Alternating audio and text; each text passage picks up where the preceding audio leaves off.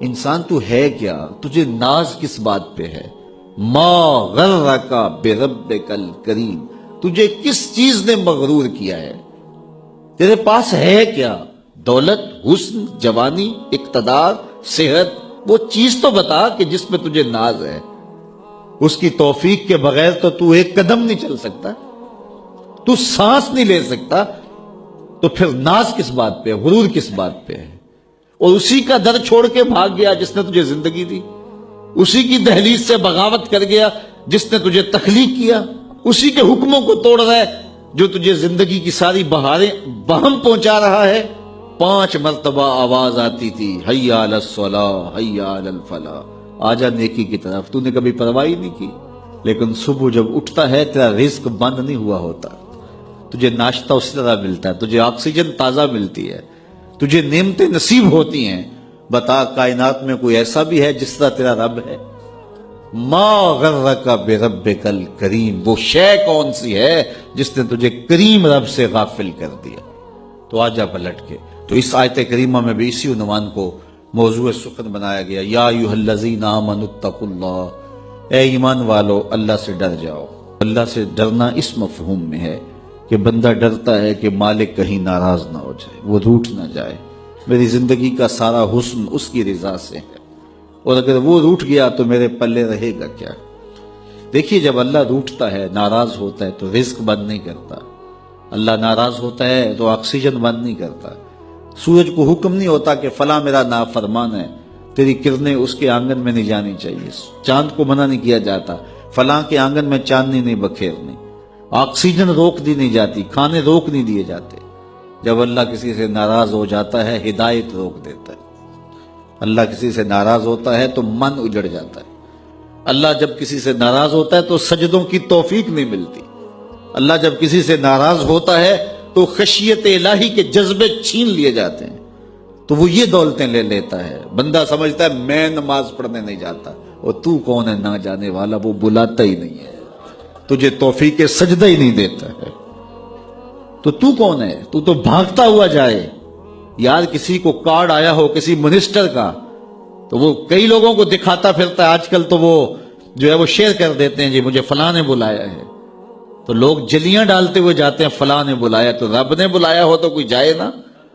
اور میاں تجھے اس نے پھر بلایا ہی نہیں۔ تیرے سے ناراضگی ایسی ہے کہ تیرے کانوں سے آواز تو ٹکرائی ہے لیکن تیری روح تک نہیں پہنچی، اس نے روک دیا ہے راستے میں۔ اللہ فرماتا ہے کہ ہم ان کے کانوں میں پردے ڈال دیتے ہیں، ان کی آنکھوں پہ پردے ڈال دیتے ہیں، ان کے دل پہ پردے ڈال دیتے ہیں۔ تو بندہ کہتا ہے میں نہیں پڑھتا، تو کون ہے نہ پڑھنے والا؟ وہ تمہیں بلاتا نہیں، اس قابل نہیں سمجھا گیا، کیونکہ تو نے اس کے حکموں سے منہ موڑا، اس کی فرما برداری کو چھوڑا، تو پھر اس نے بھی تجھے راندہ درگار کر دیا، اور بھٹکتا پھر سویر سے لے کر شام تک کس کس کو سلوٹ کرتا ہے، لیکن تجھے توفیق نہیں ہوگی اس کی حضور سجدہ ریزی کی۔ اگر کوئی نماز نہیں پڑھتا، کوئی سجدہ ریزیاں نہیں کرتا، اللہ کے حضور جھکنے کی اگر کسی کو عادت تھی تو وہ مت سمجھے کہ میں نہیں کرتا۔ اللہ اکبر، اس سے چھین لی جاتی ہے توفیق، چھین لی جاتی ہے توفیق۔ تو اللہ سے توفیق مانگو کہ اللہ ہم سے کبھی بھی اپنی توفیق نہ چھینے، ہمیشہ ہماری پیشانیوں کو سجدے نصیب کرے۔ تو کہا اے ایمان والو اللہ سے ڈر جاؤ۔ اللہ اکبر، یعنی اس سے محبت کرتے ہو تو اس کی ناراضگی سے ڈر جاؤ، کہیں وہ روٹھ نہ جائے، وہ ناراض نہ ہو جائے۔ کہ ایک دن حضور کا درائے رحمت جوش میں تھا، اور حضور نے فرمایا عائشہ جو مانگنا ہے مانگ لو۔ میں نے عرض کی یا رسول اللہ اگر آپ اجازت دیں تو میں اپنے باپ حضرت ابو بکر صدیق رضی اللہ تعالیٰ عنہ سے مشورہ نہ کر لوں کہ میں نے کیا مانگنا ہے؟ تو فرمایا کہ جاؤ مشورہ کر لو، مشورے کی اجازت بھی ہو گئی۔ میں اپنے والد گرامی کی خدمت میں حاضر ہوئی اور کہا کہ دریائے رحمت جوش میں ہے اور رحمت کا باڑا برس رہا ہے۔ حضور نے فرمایا عائشہ جو مانگنا ہے مانگ لو، یہ اتنا سنہری موقع ہاتھ آیا ہے، تو میں چاہتی ہوں کہ کوئی مانگوں تو اہم شے مانگوں۔ تو آپ کی خدمت میں حضور سے اجازت پا کے حاضر ہوئی ہوں، مجھے بتایا جائے کہ میں حضور سے کیا مانگوں، تاکہ کوئی چھوٹی چیز نہ مانگوں، بڑی چیز مانگوں۔ تو حضرت ابو بکر رضی اللہ تعالیٰ عنہ نے فرمایا کہ بیٹا حضور سے جا کے کہنا کہ معراج کی خلوت خاص میں اللہ نے آپ سے جو راز کی باتیں کی تھی ان باتوں میں سے ایک بات بتا دو۔ مانگا بھی تو علم مانگا، اور عائشہ میرے سے وعدہ کرو جو حضور بتائیں مجھے بھی آ کے بتانا ہے۔ ام المومنین حاضر خدمت ہو گئیں حضور نے پوچھا عائشہ مشورہ ہو گیا؟ کہا جی حضور ہو گیا۔ کہا مانگو کیا مانگتی ہو؟ کہا حضور معراج کی خلوت خاص میں جب اللہ کے حضور حاضر ہوئے رب نے آپ سے راز کی باتیں کی تو ان باتوں میں سے ایک بات بتا دیں۔ حضور مسکرا پڑے، اس بات پہ مسکرائے ہوں گے میرے یار غار کا انتخاب کیسا ہے، یا اس بات پہ مسکرائے ہوں گے کہ راز کی بات بتا دوں تو راز راز نہ رہا، لیکن وعدہ کیا تھا۔ کہا عائشہ سنو، جب میں قرب خاص میں پہنچا تو میرے مالک نے مجھ سے راز کی جو باتیں کی ان میں سے ایک بات یہ تھی، محبوب تیری امت میں سے کوئی شخص کسی شخص کا ٹوٹا ہوا دل جوڑ دے تو میرے اوپر لازم ہے بغیر حساب کے جنت عطا کرو۔ ام المومنین بہت خوش ہوئی اور اپنے والد گرامی سیدنا ابو بکر صدیق رضی اللہ تعالیٰ عنہ کے پاس آئیں اور ساری کہانی سنائی۔ بہت خوش تھی، لیکن حضرت ابو بکر صدیق رضی اللہ تعالیٰ عنہ نے سنا تو رونے لگے۔ تو ام المومنین سیدہ عائشہ رضی اللہ تعالیٰ عنہ نے عرض کیا میرے والد گرامی یہ بات رونے والی تو نہیں ہے، ہم بسا اوقات کسی دکھی کے کام آ جاتے ہیں، کسی کا دکھڑا بیٹھ کے سن لیتے ہیں، کسی کی ڈھارس بنا دیتے ہیں، کسی کے کام آ جاتے ہیں، یہ تو بخشش کا بہانہ ہاتھ آ گیا اور آپ اس پہ رو رہے ہیں۔ تو فرمانے لگے عائشہ اس کو معکوس بھی پڑھو، تصویر کا دوسرا رخ بھی دیکھو، اگر کوئی شخص کسی کا ٹوٹا ہوا دل جوڑ دے تو بغیر حساب کے جنت میں جائے گا، اس کا دوسرا رخ یہ ہے اگر کوئی کسی کا دل توڑ بیٹھے تو سیدھا جہنم میں جائے گا۔ میں اس بات پہ رو رہا ہوں کہ ہم سے کسی کا دل نہ ٹوٹ گیا ہو۔ تو آج کی اس مجلس کے اندر کیا یہ دو باتیں میں اور آپ اپنے پلے باندھ سکتے ہیں؟ ایک کا تعلق حقوق العباد سے ہے اور ایک کا تعلق حقوق اللہ سے ہے۔ حقوق اللہ میں سب سے اہم چیز نماز ہے اور پہلا سوال قیامت کے دن نماز کا ہی ہوگا۔ اللہ مجھے آپ کو 5 گانا نماز کی توفیق نصیب کرے اور ہمیں توفیق نصیب کرے کہ ہم کسی کے دل شکستگی کا سامان نہ کریں۔ رسول کریم صلی اللہ علیہ وسلم نے ارشاد فرمایا اگر تم میں سے کسی شخص کے دروازے کے سامنے سے نہر گزرتی ہو اور وہ دن میں 5 مرتبہ وہاں سے غسل کرتا ہو، صحابہ مجھے بتاؤ اس کے بدن پہ کوئی میل کچیل رہے گا؟ تو صحابہ نے عرض کی اے اللہ کے رسول اس کے بدن پہ کوئی میل کچیل نہیں رہ سکتا جو دن میں 5 مرتبہ غسل کرتا ہے۔ فرمایا یہ 5 نمازوں کی مثال ہے، جو 5 نمازیں پڑھتا ہے اس کے بدن پہ گناہوں کا میل نہیں رہتا ہے، اللہ اسے ستھرا کر دیتا ہے، اسے پاک کر دیتا ہے۔ ایک نماز سے لے کر دوسری نماز کا وقت، درمیان میں جتنا وقت ہے اس کے جتنے گناہ ہیں دوسری نماز ان گناہوں کا کفارہ ہے۔ حضرت سلمان فارسی اور حضرت ابو عثمان سفر پہ جا رہے تھے، پت جھڑ کا موسم تھا، ایک درخت آیا جس کے پتے زرد ہو گئے تھے، تو حضرت سلمان فارسی نے شاخ پکڑی اور جھٹکا دیا، سارے پتے گر گئے۔ تو کہا ابو عثمان تو نے مجھے پوچھا نہیں کہ یہ میں نے کیوں کیا ہے؟ حضرت ابو عثمان نے کہا میں نے نہیں پوچھا، آپ بتائیں آپ نے ایسا کیوں کیا ہے؟ تو حضرت سلمان فارسی کہنے لگے ایک دن میں رسول اللہ کے ساتھ تھا، سفر پہ تھا، ایسے ہی ایک درخت آیا جس کے پتے زرد ہو چکے تھے، حضور نے شاخ پکڑی، جنبش دی، جھٹکا دیا، پتے گر گئے۔ حضور نے مجھے دیکھا اور کہا اے سلمان تو نے مجھے پوچھا نہیں کہ میں نے ایسا کیوں کیا ہے؟ تو میں نے کہا بندہ نواز آپ بتا دیں آپ نے ایسا کیوں فرمایا ہے؟ فرمایا سلمان جس طرح میں نے اس شاخ کو جنبش دی اور اس پر کوئی بھی پتا نہیں رہا، سارے گر گئے، جب بندہ نماز کے لیے کھڑا ہو جاتا ہے بدن کے سارے گناہ جڑ جاتے ہیں۔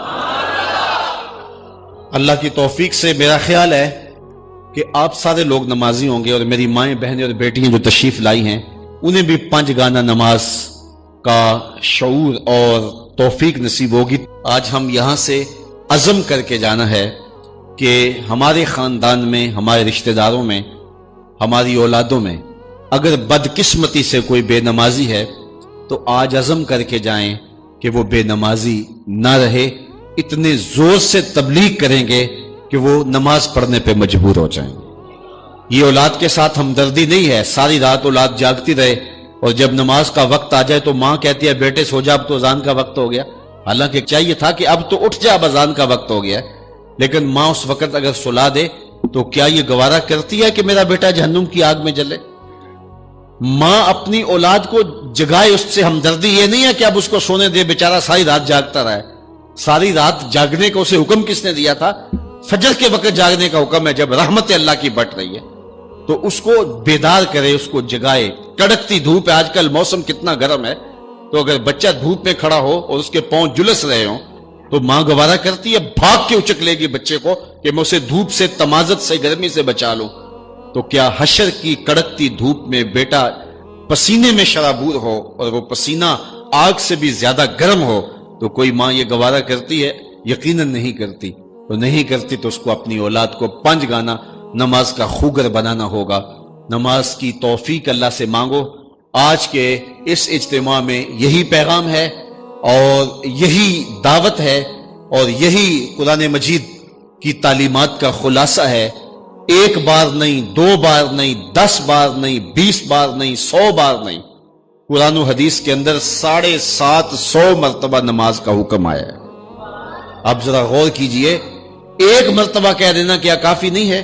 لیکن 750 مرتبہ تمہارے کریم رب نے تمہیں بار بار کہا ہے، تمہارے کریم رسول نے تمہیں بار بار کہا ہے کہ نماز پڑھو. تو اگر ہم اتنی بار سننے کے بعد بھی نماز نہیں پڑھیں گے تو پھر ہم کہاں کھڑے ہوں گے؟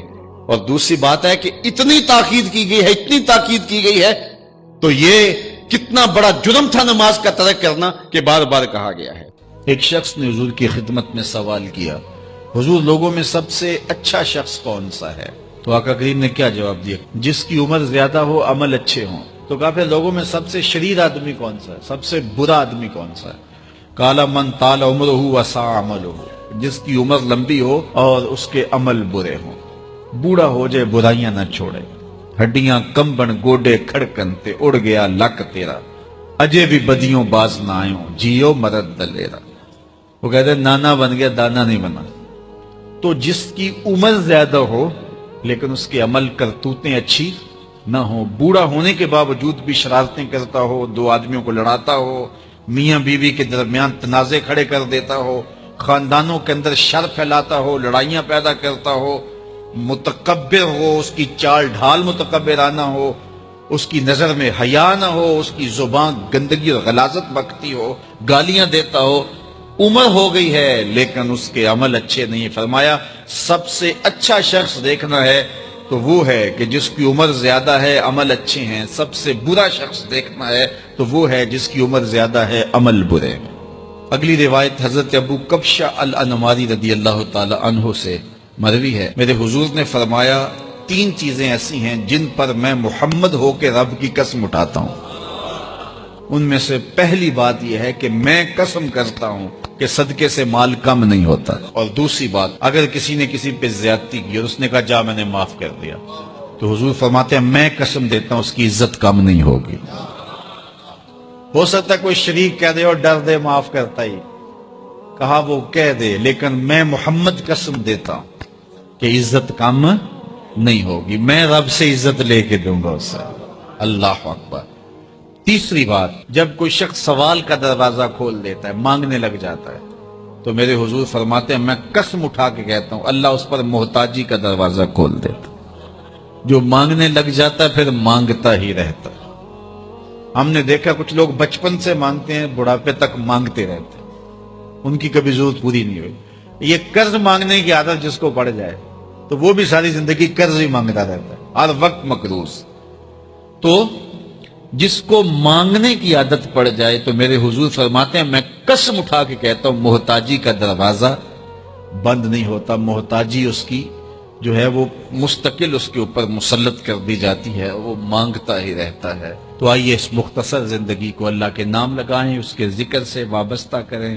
دنیا میں 4 طرح کے لوگ پائے جاتے ہیں. پہلا بندہ وہ جس کو اللہ نے مال بھی دیا ہے، علم بھی دیا ہے، شعور بھی ہے، ضروریات دین کا علم بھی ہے، اللہ تعالیٰ نے اس کو فہم عطا کیا ہے، علم دیا ہے، اور وہ اس مال میں اپنے رب سے ڈرتا ہے کہ اس کو غلط جگہ خرچ نہیں کرنا، اور صلہ رحمی بھی کرتا ہے، رشتہ داروں کے حقوق کا خیال بھی رکھتا ہے، اس میں جو اللہ کا حق ہے اس کو بھی ادا کرتا ہے، صلہ رحمی بھی کرتا ہے، اللہ کا حق ادا بھی کرتا ہے، اور جو ہے وہ اللہ سے ڈرتا بھی ہے، مال کو غلط خرچ بھی نہیں کرتا. میرے حضور فرماتے ہیں کائنات میں سب سے افضل شخص دیکھنا ہے تو یہ شخص ہے. کائنات میں سب سے افضل شخص یہ ہے کہ جس کو مال بھی دیا گیا اور جس کو علم بھی دیا گیا، اور وہ گڑبڑ نہیں کرتا، وہ اللہ سے ڈرتا ہے، صلہ رحمی کرتا ہے اور مال کا حق ادا کرتا ہے. تو یہ سب سے افضل شخص ہے. دوسرا وہ شخص جس کے پاس علم تو ہے لیکن مال اس کے پاس نہیں ہے، اور وہ نیت کا بڑا سچا ہے، سچے دل سے کہتا ہے اگر میرے پاس مال ہوتا تو میں فلاں کی طرح عمل کرتا، وہ فلاں کے پاس مال ہے، اس نے مسجد بنوائی ہے، میں بھی بنواتا، اس نے دارالعلوم تعمیر کیا ہے، میں بھی کرتا، اس نے ہاسپٹل بنوایا ہے، میں بھی کرتا، اس نے مخفی انداز سے غریب بچیوں کی شادیاں کی ہیں، یہ کام میں بھی کرتا، اس نے دکھیوں کے کام آیا ہے، مصیبت زدوں کے کام آیا ہے، میں بھی آتا۔ تو وہ کہتا ہے کاش کہ میرے پاس، اور یہ سچے دل سے کہہ رہے ہیں، یہ نہیں کہ ہوتا تو پھر یہ اوپر اس میں کہہ رہا ہے ہو تو پھر تیور ہی بدل جاتے ہیں۔ صادق کو نیت ہوتا ہے کہ اگر واقعی اس کو وہ نصیب ہو جائے تو وہ وہی کھڑا نظر آئے، تو حضور فرماتے ہیں وہ ہو بھی سچی نیت والا، سچی نیت والا، اور وہ کہتا ہے اللہ مجھے اگر مال دے میں فلاں کی طرح عمل کروں گا۔ میرے رسول فرماتے ہیں قیامت کے دن جب نامہ اعمال تولا جائے گا دونوں کے عمل برابر ہوں گے، اس نے خرچ کیا اور اس نے صرف نیت کی تو دونوں برابر کھڑے ہوں گے۔ اس نے مسجد بنائی، دارالعلوم بنایا، اس نے بنایا کچھ نہیں تھا، نیت کی تھا، دیکھو نا علم تھا، علم کی وجہ سے نمبر لے گیا۔ کہتا مالک میرے پاس ہوتا میں یوں کرتا، کیا کچھ نہیں، نہ ہوا نہ کیا، لیکن قیامت کے دن جب نامہ اعمال تونے کے برابر کھڑے ہوں گے۔ اچھا، تیسرا شخص جس کو اللہ نے مال دیا ہے لیکن علم نہیں دیا، مال کی فراوانی ہے لیکن علم نہیں ہے، شعور نہیں ہے، جہالت کی وجہ سے وہ مال میں گڑبڑ کرتا ہے اور اپنے رب سے بھی نہیں ڈرتا، ولا یصل رحمہ، اور صلہ رحمی بھی نہیں کرتا، اور اس کے اندر اللہ کا جو حق تھا وہ بھی ادا نہیں کرتا۔ میرے رسول فرماتے ہیں کائنات میں سب سے زیادہ خبیث بندہ دیکھنا ہے تو یہ کھڑا ہے، سب سے زیادہ منزل کے اعتبار سے خبیث ترین شخص یہ کھڑا ہے۔ چوتھا شخص کون سا ہے؟ جس کے پاس علم بھی نہیں ہے، جس کے پاس مال بھی نہیں ہے، اور وہ کہتا ہے کہ اگر میرے پاس مال ہوتا تو میں بھی فلاں کی طرح عیش کرتا، میں بھی یوں موج میلہ کرتا، مستیاں کرتا، شرابوں کے جام لنڈاتا، یوں ناچ گانا کی محفلیں، رقص و سرود کی مجالس منعقد کرتا، میں بھی پھر من کی خوشیاں پوری کرتا۔ تو وہ جہالت کی وجہ سے وہ کہتا ہے کہ اگر میرے پاس مال ہوتا تو میں بھی اس کی طرح عیش و عشرت کرتا۔ اللہ اکبر۔ میرے رسول فرماتے ہیں کل قیامت کے دن جب نامہ اعمال تولے جائیں گے تو دونوں ایک ہی جگہ پہ کھڑے ہوں گے، اس نے کیا بھی کچھ نہیں لیکن اس کے ساتھ کھڑا ہوگا۔ ہم اپنے آپ پہ غور کریں، اپنی زندگی پہ غور کریں، ہم کہاں کھڑے ہوئے ہیں۔ یہ بات تو ہمیں کہی گئی تھی نا کہ جو الطہور نصف الایمان، صفائی آدھا ایمان ہے، لیکن یہ ان لوگوں نے اپنا لیا کہ جن کے مذہب میں نہانا اور غسل کرنا روا نہیں تھا۔ آپ جو ہے وہ فرانس کی خوشبوئیں پوری دنیا کے اوپر مشہور جانتے ہیں، کبھی اس کا پس منظر بھی جو ہے وہ معلوم کیا کہ کیا ہے، کیونکہ یہ غسل نہیں کرتے تھے اور بدن سے اتنی بدبوئیں اٹھتی تھی کہ ان پر جو ہے خوشبو اس پر غالب کرنے کے لیے طرح طرح کی خوشبوئیں یہاں آئیں تاکہ جو ہے وہ بدبو سے لوگ ناک پہ جو لوگ ملنے آتے وہ ناک پہ ہاتھ رکھ لیتے۔ ان کے بادشاہوں کے جسموں سے بدبو آیا کرتی تھی، ان کے ہاں نہانا نہیں تھا۔ یہ تو مسلمانوں نے آ کے سکھایا، اور جب اندلس انہوں نے فتح کیا تو اس وقت جو وہاں واش روم انہوں نے بنائے تھے مسلمان، سب سے پہلے انہوں نے غالب آ کے ان کو توڑا اور پھر اسی روش میں چلے گئے۔ پھر آہستہ آہستہ نے سوچا کہ یار دیکھو تو صحیح، اور آج صفائی پسند وہ ہو گئے، آج گلیاں ان کی صاف ہیں، آج بازار ان کے صاف ہیں، آج ملک انہوں نے ایسے بنا کے رکھے ہیں جیسے ایک سگڑ بی بی اپنا گھر سنوار کے رکھتی ہے، اور ہمارے گلی کے اندر ہم کچرا پھینک کے گھر چلے جاتے ہیں۔ میں بعض قد گزرتا ہوں، چونکہ تنگ گلیوں میں بھی جاتا ہوں، بازاروں میں بھی جاتا ہوں، پیدل بھی جاتا ہوں اور سواریوں پہ بھی جاتا ہوں، آپ بھی یہ منظر دیکھتے ہیں کہ 6 فٹ کی گلی ہوتی ہے تو دونوں جانب نالیاں ہو رہی ہوتی ہیں، تو درمیان میں صرف 3 فٹ جگہ ہوتی ہے۔ میاں ایک سائڈ نالی بنا لو، چلو گلی کشادہ ہو جائے، لیکن ادھر والے نہیں مانتے کہ ہماری جانب نالی ہو، وہ کہتے ہیں ادھر نہیں مانتے، چلو فیصلہ کیا کہ دونوں جانب نالیاں ہوں۔ جب قوم کا مزاج یہ ہوگا تو کیا قوم ترقی کرے گی جو اتنی قربانی بھی نہیں دے سکتی؟ تو اب گندگی کے ڈھیر جگہ جگہ پڑے ہوئے ہیں۔ حکومت کو چھوڑیں آپ، حکومت کی ترجیحات، حکومت کی دلچسپیاں، ان کے معاملے، وہ تو جو کرتے ہیں، جو فریضہ ہمارا تھا ہم نے وہ نبھایا، ہم نے اس فریضے کو پورا کیا۔ تو ہم اپنے رویوں پہ غور کریں، ہمارے آقا نے ہمیں کتنا ستھرا دین دیا تھا، کتنا پیارا دین دیا تھا۔ میں نے اس مرتبہ میلاد کے موقع پہ کہا کہ دیکھو ہماری ترجیحات، کہ ہم نے میں گلی سے گزرا تو وہ گلی کے اوپر پورا وہ گوٹا کناری کی ہوئی تھی اور ڈنڈیاں بھی اور چراغاں بھی کیا تھا، اور بہت زیادہ پیسے لگے ہوئے ہوں گے. تو نیچے جو ہے وہ گلی تو وہ کچی تھی. تو میں نے کہا اگر یہ اوپر نہ ہوتا, نیچے کنکریٹ کی گلی ان پیسوں سے بن جاتی, تو یہ رسول اللہ زیادہ خوش نہ ہوتے اور حضور کی امت کو زیادہ نفع نہ ہوتا اور یہ میلاد کے نام پہ ہو جاتا. لیکن نیچے کچی گلی ہے اور وہ کہتے ہیں یہ حکومت کی ذمہ داری ہے, اور ہم نے اوپر گلی کے اوپر گوٹا کناری بھی کی ہوئی ہے اور اسے چراغاں بھی کیا ہوا ہے اور اس کے اوپر فانوس بھی لٹکائے ہوئے ہیں اور لاکھوں روپے اس گلی کو سجاتے ہوئے ہم نے لگا دیا. لیکن اگر ہم پکی کر لیتے گلی تو وہ زیادہ اچھا نہ تھا کہ وہ ہمیشہ کے لیے جو ہے وہ ایک مسئلہ ختم ہو جاتا. لیکن وہ نہیں کریں گے, یہ کریں گے ہم نے اپنی ترجیحات اپنی مرضی سے مقرر کی ہوئی ہیں. تو میرے رسول صلی اللہ علیہ وسلم نے جو ہمیں دین دیا ہے اس دین کو اختیار. اس کا یہ مطلب نہ لیا جائے کہ میں میلاد کے چراغاں کا مخالف ہوں. آج کل تو یہ بھی بڑا ڈر لگا رہتا ہے کہ فتوے ایک دم جو ہے وہ متوجہ ہو جاتے ہیں اور کافر سے نیچے تو چھوڑتے ہی نہیں نا. لیکن یہ دکھڑے ہیں ہمارے. میں کہتا ہوں گلیاں سجاتے ہو دل ویران نہ رہے. میں کہتا ہوں چراغاں کرتے ہو مکانوں کی چھتوں پہ کرو, میں اس کا انکار نہیں کرتا, لیکن دل کی گلیوں میں اندھیرا نہ رہے. اور تم جھنڈیاں لگاتے ہو حضور کے نام کی, ایک ایک پرت پہ, دل کے ایک ایک پرت پہ نام محمد کی جھنڈی بھی لگاؤ. اور میں نے الحمدللہ جگہ جگہ میلاد کے موسم میں اس مرتبہ توجہ دلائی کہ آپ اس طرح کریں کہ اپنے محلے کے اندر فہرست بنائیں, اپنی گلی کے اندر فہرست بنائیں. اللہ تعالیٰ نے یہ نظام رکھا ہوا ہے. غربت کے زمانے کے اندر بھی ایسا ہوتا ہے کہ ایک گلی کے اندر 20 یا 25 گھر ہیں تو ایک دو گھر والوں کو اللہ تعالیٰ نے مال و دولت سے فرازہ جو ہے وہ مالا مال کیا ہوتا ہے. باقی جو ہے وہ پوری گلی کے لوگ غریب ہو سکتے ہیں, لیکن کوئی ایک آدمی اللہ تعالیٰ وہاں امیر رکھا ہوتا ہے. ایک پورا گاؤں ہے, دیہات ہے اور بڑا غریب دیہات ہے, لیکن وہاں بھی کوئی 5, 10, 15 ذمہ دار ہوتے ہیں یا کچھ لوگ مالی طور پہ مستحکم ہوتے ہیں. یہ اللہ تعالیٰ نے نظام رکھا ہے. وہ جو 5, 10 لوگ ایک بستی میں امیر ہیں, ایک گلی کے اندر 15 یا 20 گھر ہیں تو سارے غربا کے گھر ہیں, تو 2-3 گھر جو ہیں اللہ تعالیٰ نے ان کو نوازا ہوا ہے. تو وہ 2-3 گھر یا اس گاؤں کے اندر جو ہے وہ 10-12 لوگ وہ سوچیں کہ ہمیں سرخاب کے پر لگے ہیں کہ ہمیں دولت زیادہ دی گئی ہے. عقل و فہم کی وجہ سے بھی دولت زیادہ نہیں ہوتی. میاں صاحب فرماتے ہیں بے وقوفاں دے نوکر ویکھے دانش مند سیانے. ایسا بھی ہوتا ہے. یہ اللہ کی تقسیم ہے, وہ جس کو عطا کر دے. تو اب جس کو دولت زیادہ دی گئی ہے وہ سوچے کہ مجھے کیوں زیادہ دی گئی ہے. علماء نے کہا کہ جس کو کوئی زیادہ فراوانی دی گئی ہے اس کا جو ہے وہ مثال کے طور پر وہ کہتے ہیں کہ جو گائے ہے اور بھینس ہے اس کا دودھ اس کے بچے کی ضرورت سے زیادہ ہوتا ہے تو باقیوں کے لیے بھی حلال قرار دیا گیا کہ وہ نفع پہنچائے. جس کو مال اس کی ضرورت سے زیادہ دیا گیا ہے تو وہ اس مال کے ذریعے اپنے کم از کم رشتہ داروں میں اور اپنے محلے میں اپنی گلی میں کم از کم دیکھے. اور میلاد کے موسم کے اندر وہ غور کرے کہ میری گلی میں 15 گھر ہیں, اس میں کوئی غریب ہے تو آج میلاد کے دن ایسا نہ ہو کہ آج بھی وہ غربت میں دن گزارے. اگر اس کو آپ 1 مہینے کا راشن دے دیتے ہیں اور ساتھ لکھ کے چٹ اس کے اندر ڈال دیتے ہیں میلاد مبارک, اور درود پڑھتا رہے گا اور حضور علیہ الصلوۃ والسلام کا صدقہ کھاتا رہے گا تو کتنا اچھا ہو. تو یہ وہ چیزیں ہیں جس کی طرف ہمیں توجہ کرنی چاہیے. اور میں سمجھتا ہوں کہ حضور علیہ السلام کی محبت سے معاشرے کے دکھ جو ہیں وہ سمیٹے جا سکتے ہیں. آقا کریم علیہ الصلوۃ والسلام نے محبت سے ہی معاشرت کو جو ہے وہ اپنے قریب کیا اور لوگ ایمان کی دولت سے مالا مال ہو گئے.